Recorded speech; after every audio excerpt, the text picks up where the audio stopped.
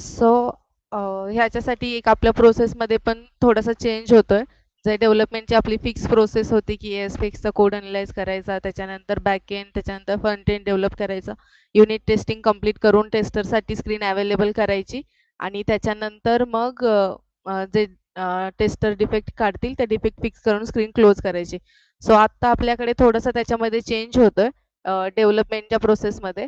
So तुमची ASPX code analyse करण्यापासून front end develop करेपर्यंत स्टेप स्टेप तीच राहतील.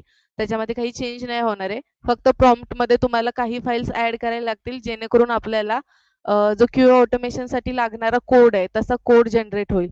सो डेव्हलपर कंप्लीट दिस फीचर म्हणजे जे फीचर असेल ते फीचर कंप्लीट करतील.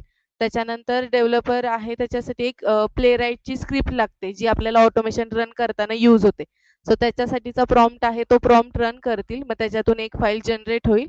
ती फाईल जेव्हा जनरेट होईल तेव्हा आपण ती रन करून त्याचा एक रिपोर्ट जनरेट होतो आणि तो रिपोर्ट जनरेट झाल्यानंतर त्याच्यामध्ये आपल्याला अशा प्रकारे तो रिपोर्ट जनरेट होतो. आता ह्याच्यामध्ये आपल्याला समजतं की फेल किती आहेत, पास किती आहेत, स्किप किती केले आहेत. सो हा स्टेटस आहे आपल्याला समजतो. तर डेव्हलपर सुद्धा स्वतः जाऊन कोडमध्ये फिक्स करू शकतो की एवढे एवढे चेंज झालेत. आता मी ते फिक्स करतो. फिक्स केल्यानंतर आपल्याला परत एकदा ती जी स्क्रिप्ट आहे ती स्क्रिप्ट आपल्याला परत राईट करावी लागणार आहे. इथे लिहिलंय रिरन द ऑटोमेशन.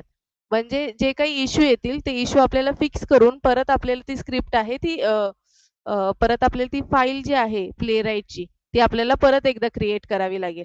सो त्याच्यामुळे पहिले जे काही इश्यू होते ते इश्यू जे मिस झाले होते त्या फाईलमधून तर ते त्या फाईलमध्ये ॲड होतील. सो त्याच्यानंतर ऑटोमेशन पास त्याच्यामध्ये आपल्याला समरी समजल्यानंतर आपण ही फाईल आहे ती फाईल आपले क्यूएला अपलोड करून द्यायची. सो त्यांना ती मिळून जाईल. सो ते केल्यानंतर क्यूए जे आहेत ते मॅन्युअल टेस्टिंग त्यांची जी असेल आणि सिस्टम टेस्टिंग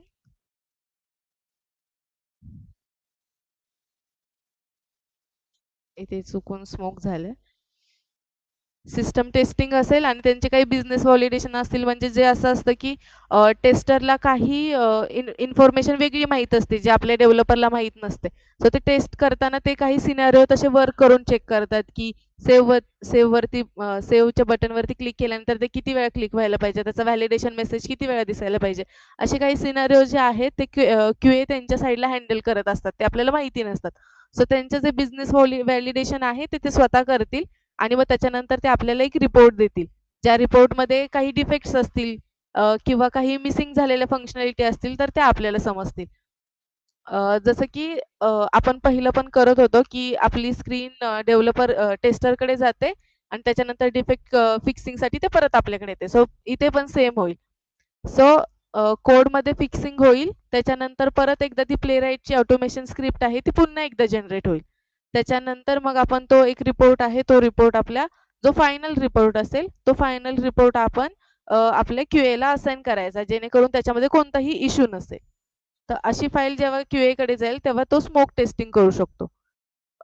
एवढं समजलं का? डेव्हलपरमध्ये काही स्टेप मला सांगू शकता की काय समजलं तुम्हाला त्याच्यातलं?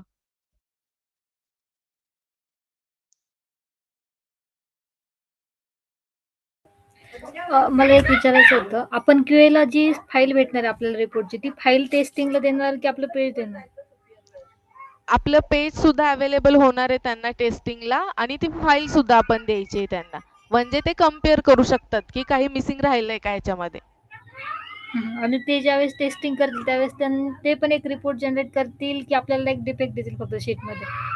अ, ते मी ह्या प्रोसेसमध्ये कंटिन्यू करते क्यूएच्या. ठीक आहे. मला स्टेप सांगशील का की काही चेंज करायचंय तुम्हाला ते?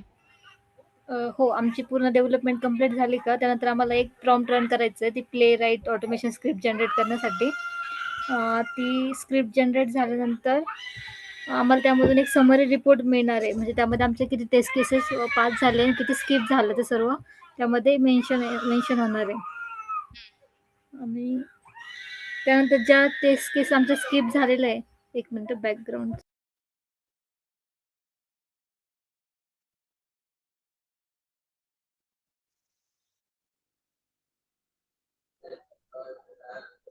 मी करू कंटिन्यू? हां, चालेल. सो तिथं म्हणजे काय आहे की ऑटोमेशन समरी रिपोर्ट नंतर तिथं आपल्याला रिपोर्ट मध्ये कळणार आहे की स्किप किती झालेत आणि पास किती झालेत.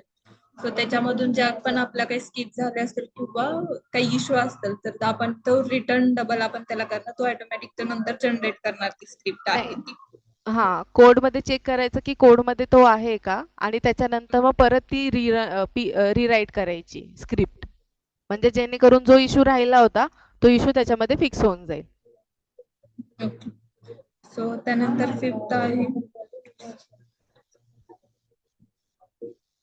ओके, म्हणजे जी आपल्याला फायनल जी पण काही स्क्रिप्ट येणार आहे ती आपण नंतर म्हणजे जी ऑटोमेशनची जी काही समरी रिपोर्ट येणार आहे तो आपण क्यूएला पण तो शेअर करायचा आणि ते पण पेज जे आहे इश्यू फिक्सिंगचं झालेलं ते सुद्धा आपण ते क्यूएला द्यायचं. सो ती स्टेप आहे. त्याच्यानंतर क्यूए साठी आहे की वेब परफॉर्म मॅन्युअल टेस्टिंग, म्हणजे तो मॅन्युअल टेस्टिंग करेल आपण जशी करतो तशी. त्याच्यानंतर म्हणजे त्यांची टेस्टिंग सिस्टीम टेस्टिंग आहे ती करेल आणि जे बिझनेस लॉजिक आहे व्हॅलिडेशन आहे तो ते चेक करेल ती. त्यानंतर जर का त्याच्यातून जर का क्यूएच्या रिपोर्ट्स मधून जर का न्यू डिफेक्ट्स आले तर तो डेव्हलपर आहे तो तिथे फिक्स करेल डिफेक्ट्स. बरोबर. सो त्याच्यानंतर तो डिफेक्ट फिक्स केल्यानंतर आपली जी डबल प्ले राईटची जी स्क्रिप्ट येणार आहे पुन्हा तो डबल ऑटोमॅटिकली तो समरी रिपोर्ट मध्ये तो जनरेट करेल आणि पुन्हा तो डबल ते फिक्सिंग क्यूएसाठी हां, क्यूएसाठी डिफेक्ट. अवेलेबल करेल. ओके, डेव्हलपमेंटची प्रोसेस समजली सगळ्यांना? अनुष्का, अंजली? हो समजली, पण मला एक डाऊट होता तो विचारायचा हां, होता. हां, हां, बोल. हां. आता आपण ही जी फर्स्ट काय करणार आहे, आपण डेव्हलपमेंट झाल्यानंतर ती स्क्रिप्ट रन करणार आहे की नाही? जसं आपण जनरेट डेव्हलपमेंट करणार आहे करताना पहिलं. हां. हां, जसं आपण बोल. डेव्हलप करतो स्क्रीन, तर त्यावेळेस आपल्याला आपल्याला काही-काही वेळेला एम-डी फाइल्स ज्यावेळेस एक्स करतो त्यावेळेस एम-डी फाईल जनरेट होतात. तशी आपण नेक्स्ट डेव्हलपमेंट करण्यासाठी की आपण ती अ, फाईल एम-डी फाईल देतो, फाईल देतो. तसंच इथं फाईल कोणती द्यावी लागणार आहे का टेस्ट केसेसची किंवा मग त्याला कसं कळेल की पर्टिक्युलर केसला की हां. कोणत्या टेस्ट केसेस रन झाल्यात? Yes, yes. येते मी त्याच्याकडे. हा प्लेराईटचा प्रॉम्प्ट आहे, ज्याच्यामध्ये तुला ना तुझी .tsxची फाईल, फ्रंट एंडची .tsxची फाईल द्यावी लागते. ज्याच्यातून तो समजतो की ह्याच्यावरती आपल्याला आता त्या ज्या टेस्ट केसेस आहेत त्या राईट करायच्यात. सो ते समजतं. Okay, okay. ठीक आहे. अंजली, काही इश्यू आहे आणि अजून? समजलं नाही काही असं? नाही. ओके, समजलंय ना? स्टेप्स सगळ्या क्लिअर आहेत ना? हो. येस. त्याच्यानंतर क्यूएच्या ह्याच्यामध्ये पण थोडासा चेंज येईल. सो क्यूएची जी टीम आहे त्यांच्यासाठी तुमची रिक्वायरमेंट फेज आहे ती प्रॉपर वर्क होईल. तुम्हाला त्याचे सॉरी हां, पहिल्यांदा तुमचे जे ओमकार सरांबरोबर डिस्कशन होतात रिक्वायरमेंटचे ते होतील. त्याच्यानंतर मग तुम्ही युजर स्टोरी आणि टेस्ट केसेस काढता. सो त्याच्यानंतर मग तुम्ही स्क्रीन आहे ते अवेलेबल करता की ही स्क्रीन आता डेव्हलपर घेऊ शकतो. सो त्याच्यानंतर आहे की जेव्हा पण तुम्ही स्क्रीन अवेलेबल करून दिली आणि आता डेव्हलपमेंट कंप्लीट झाली. सो त्याच्यानंतर काय होईल, तुम्हाला एका एन्व्हायर्नमेंटला मॅन्युअल टेस्टिंग करावी लागेल, एका एन्व्हायर्नमेंटला. सो एका एन्व्हायर्नमेंटला तुम्हाला मॅन्युअल टेस्टिंग क्लोज करावी लागेल. त्याच्यानंतर डेव्हलपर आहे तो तुम्हाला समरी रिपोर्ट देईल. तो रिपोर्ट आहे तो तुम्हाला कंपेअर करायचा आहे. तुमचा रिपोर्ट आणि डेव्हलपरने दिलेला रिपोर्ट त्याच्यामध्ये कंपेअर करताना तुम्हाला काय चेक करायचं की कोणत्या टेस्ट केसेस आहेत त्या ऑटोमेटेड झालेल्या आहेत, कुठल्या पास आहेत, कुठल्या फेल आहेत आणि test case still missing for automation, म्हणजे ऑटोमेशनमध्ये काही टेस्ट केसेस आणखीन मिसिंग आहेत का, तर त्याचा रिपोर्ट तुम्हाला मिळून जाईल. सो आता ते कसं काढायचं ते पण सांगते. आता हा ChatGPT वरती मी जे डेव्हलपर तुम्हाला फाईल देणार आहे ती फाईल इथे टाकली आहे आणि इथे जे आहे तुमची मॅन्युअलची फाईल आहे. सो मी त्याला सांगितलं की या 2 फाईल कंपेअर कर आणि त्याच्यातून मला एक्झॅक्ट रिझल्ट दे की किती फाइल्स मिसिंग, किती टेस्ट केसेस मिसिंग आहेत, किती पास झाल्यात, किती फेल झाल्यात. सो ह्याची समरी आहे ना, तो समरी तुम्हाला इथे खाली देईल. हे तुम्हाला ChatGPT वरतीच ॲक्शन करायचे आणि हा तुम्हाला एक पूर्ण जे कंपेअरचा टेबल आहे ना, तो पूर्ण टेबल देतो. आता माझ्या क्यूए ऑटोमेशनच्या ह्याच्यामध्ये 27 टेस्ट केसेस होत्या आणि प्रवीण सरांनी जे राईट केल्या होत्या त्या 48 आहेत. सो त्याने पूर्ण 48चा मला काउंट दिला आणि कुठल्या मिसिंग झाल्यात, कुठल्या फेल झाल्यात. ठीक आहे, इथे दिसतंय. ते मला त्याने पूर्ण दिलंय की म्हणजे जो आपला स्टेटस असतो ना तो स्टेटस दिलाय. सो तुम्हाला हे डेव्हलपर बरोबर शेअर करायचं. आता त्याने ऑटोमेशन मध्ये आणखीन काय मिस झालंय तर ते पण मला त्याने इथे सांगितलं. सो हे जे आहे हा रिपोर्ट तुम्हाला टेस्टर बरोबर सॉरी डेव्हलपर बरोबर शेअर करावा लागेल. म्हणजे जे डिफेक्ट असतात ना ते डिफेक्ट याप्रमाणे जाणार. सो त्याच्यानंतर perform system testing and business validation. तुम्ही जे ह्याच्यामध्ये तुमचं मॅन्युअल टेस्टिंग असतं त्याच्यामध्ये पण काही इश्यू येऊ शकतात जे ऑटोमेशनच्या ह्याच्यामध्ये क्लोज नाही झालेत. तर तुम्ही ते पण मार्क करू शकता. प्लस तुम्ही मला पण सांगू शकता की असं असं टेस्ट केसेस आहेत किंवा असं आम्ही चेक करतो तर हे गोष्टी येणं गरजेचं आहे. सो तुम्ही मला पण इन्फॉर्म करू शकता. त्याच्यानंतर जो रिपोर्ट आहे त्याच्यामध्ये new defects found during the manual testing. तर मॅन्युअल टेस्टिंग करताना पण तुम्हाला जर काही आणखी नवीन डिफेक्ट सापडले ह्याच्यापेक्षा वेगळे तर ते पण तुम्ही डेव्हलपरला सांगू शकता आणि त्याच्यानुसार जी ऑटोमेशन समरी आहे ती तुम्ही त्यांना देऊ शकता. आणि जे डिफेक्ट आहेत ते डेव्हलपरला असाइन करून द्यायचे आफ्टर रिसिव्हिंग अपडेटेड बिल्ड. म्हणजे डेव्हलपर आता जसं डेव्हलपरला सांगितलं की डिफेक्ट फिक्स झाल्यानंतर प्लेराईटची स्क्रिप्ट आहे ती पुन्हा एकदा जनरेट होईल. तर ती जनरेट झालेली फाईल आहे ती तुम्हाला व्हेरीफाय करायला परत तुमच्याकडे येईल. जोपर्यंत तुम्ही त्याचा अप्रूव्ह देत नाही की ही स्क्रीन बरोबर आहे, या स्क्रीनमध्ये काही मिसिंग नाही, आता सगळं क्लोज झालं, तोपर्यंत ती डेव्हलपरकडे रिपीट जात राहील आणि तुमच्याकडे एक नवीन स्क्रिप्ट येत राहील. टेस्टर तुम्हाला समजलंय का ह्याच्यामध्ये काय करायचंय ते? येस. दोन नंबर आता हा सर. जी डेव्हलपमेंटची प्रोसेस एकदा वरची दाखवशील का? हा हा. ओके सो झूम करू का? नाही असं दिसते. जे दुसऱ्या नंबर 2 पॉइंट आहे ना तो त्याच्या खालचा परत 2 3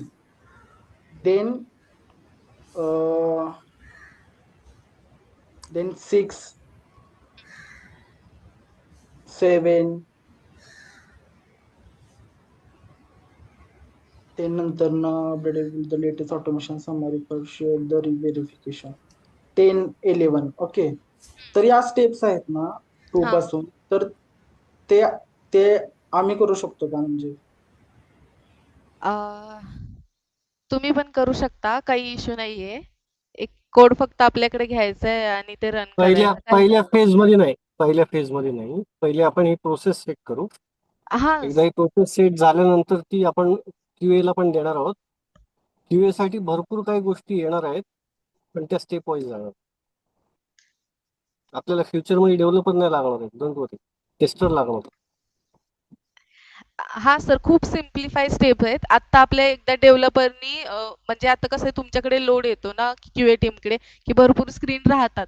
तर डेव्हलपरनेच तुम्हाला हे क्लोज करून दिलं तर तुम्हाला थोडासा हे होईल. जेव्हा तुम्ही त्याच्यामध्ये हे होईल ना की समजतंय आता कळतंय आपल्याला तर मग तुम्हाला पण ती दिलं जाईल. खूप सिम्पल स्टेप आहे, त्याच्यामध्ये काही एक्स्ट्रा नाही करायचं आहे. ओके ठीक आहे ना. हा. सर तुमच्या प्रोसेसमध्ये काही इश्यू वाटला का तुम्हाला ज्योती मॅम? नाही म्हणजे फर्स्ट ऑफ ऑल तर डेव्हलपर मॅम तुमचा आवाज खूप कमी येतोय. आत्ता येतोय का? हॅलो. हा येतो. हां.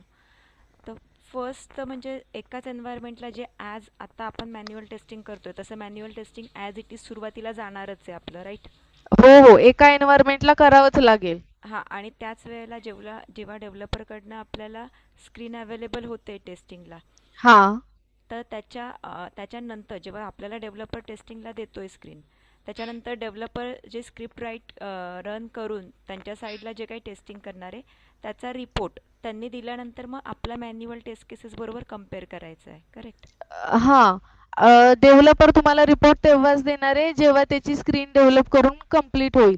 म्हणजे रिपोर्ट आणि स्क्रीन ॲट ए टाइमच तुमच्याकडे येणार आहे. ओके ओके ठीक आहे. आणि मग त्याच्यानंतर कंपॅरिझन करायचं की ते हा. आणि हे याच्यामध्ये काही मिस झालंय का किंवा हा.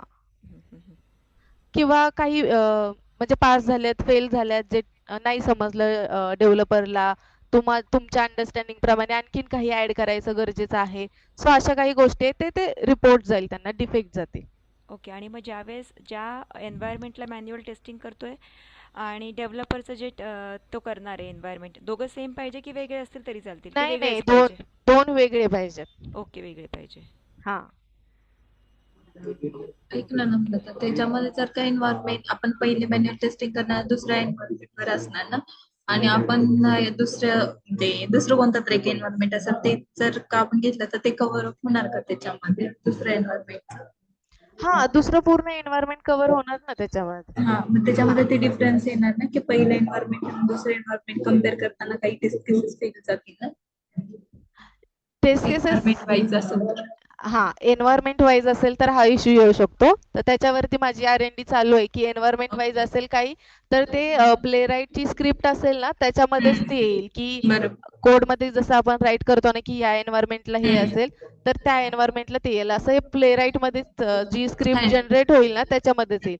त्याच्यावरती मी R&D करते. पण ह्या ज्या स्क्रीन्स आहेत आपण सिम्पल स्क्रीनसाठी काही चेंज नसणाऱ्या स्क्रीन नसण्यासाठी आपण ह्याच्यावरती ते वर्क करू शकतो. ठीक. ओके. आणि त्याच्यामध्ये मग UI रिलेटेड नाही राहणार ना कुठलेच? नाही नाही नाही, UI ओके, फक्त रिलेटेड हां नाही हां. राहणार तसे. पण ठीक मी आहे. हा प्रयत्न करते मी, कारण रिस्पॉन्सिव्ह जे असतं ना ते कोडमध्येच राईट केलेलं असतं. सो मला ते पण जर फाईंड करता आलं तर मी माझ्या प्रॉम्प्टमध्ये ते पण ऍड करेन. सो तुम्हाला रिस्पॉन्सिव्हला पण जास्त प्रॉब्लेम नाही होणार. पण मला त्याच्यासाठी थोडा टाइम लागेल आणि तुमचे जे पॉइंट्स आहेत ना ते पॉइंट्स मला लागतील, जेणेकरून माझे प्रॉम्प्ट्स आहेत ना ते आणखीन इम्प्रूव्ह होत जातील. कसे डेव्हलपमेंटचे पण प्रॉम्प्ट होते आपले, ते खूप सिम्पल प्रॉम्प्ट होते. आता डेव्हलपमेंट टीम असते म्हणजे त्या सगळ्यांना माहिती खूप सिम्पल प्रॉम्प्ट होते. पण जसे जसे आम्हाला इम्प्रूव्हमेंट येत गेल्या, आम्हाला माहिती झाल्या, आम्ही तसं त्या प्रॉम्प्टमध्ये अपडेट करत गेलो. सो मी तसं करेन पुढे, त्या प्रॉम्प्टमध्ये अपडेशन करेन. मला तसे आउटपुट इनपुट तुमच्याकडनं येणं गरजेचं आहे. ओके. पण आता जसं हळूहळू इम्प्रूव्हमेंट झालं आणि त्याच्यामध्ये असं एक स्टेज आली की जो काही डेव्हलप करणं प्लेराईटचा जो आपल्याला रिपोर्ट येईल तो 100% आपला QAच्या बरोबर पास होतोय स्टार्टिंग फेजलाच. मग त्या केसमध्ये फक्त आपण बिझनेस व्हॅलिडेशन किंवा एक्सप्लोरटरी टेस्टिंग जे असतं तेवढंच करायचं मग नंतर असं? हा ठीक आहे, चालेल. आपण बघूयात ह्याच्यावरती. पहिलं हे एक्झिक्यूट ओके करा. Okay okay. हां हां हां. हा, माझी अजून कंप्लीट प्रोसेस नाही झाली आहे. मी प्रवीण सरांना अजून स्क्रीन नाही अवेलेबल करून दिली आहे. मला ओके आणखीन त्याच्यातून गोष्टी समजतील. आपण आणखीन 2 दिवसानंतर तुम्ही एखादी स्क्रीन जर या थ्रू केली कंप्लीट तुमच्या डेव्हलपरनी आणि मग या आठवड्यात किंवा पुढच्या आठवड्यात आपल्याला कॉल घ्यायचा जमला, तर मग आपण आणखीन त्याच्यामध्ये चेंज करू शकतो. पण एक प्रोसेस जी आहे ती प्रोसेस आपली सेट होणं गरजेचं आहे. पहिलं ते क्लोज व्हायला पाहिजे. सो त्याच्यासाठी मी फाईट करते. ओके. प्रवीण सर, काही प्रोसेसमध्ये इश्यू वाटतोय का अजून? नो नो नम्रता. ओके. सो इथे आहे ती ऑटोमेशन एक्झिक्युशनची प्रोसेस आहे की आपलं जे क्यू ऑटोमेशनचं फोल्डर आहे मी रिॲक्टच्या प्रोजेक्टमध्ये ऑलरेडी ऍड केलंय.